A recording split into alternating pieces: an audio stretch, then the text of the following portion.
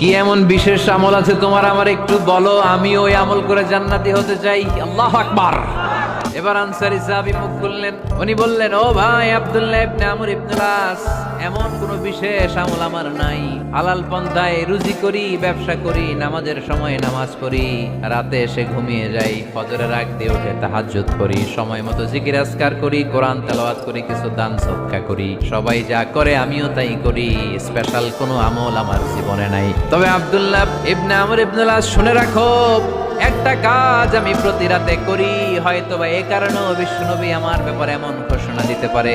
আব্দুল্লাহ বললেন, ও আনসারী সাহাবী, কি কাজ তুমি করো? এবার আনসারী সাহাবী বলতে লাগলেন, প্রতি রাতে যখন আমি আমার বিছানায় ঘুমোতে যাই, আমি কারো ব্যাপারে কোনো রাগ, কোনো হিংসা, কোনো ক্ষোভ অন্তরে নিয়ে ঘুমাতে যাই না।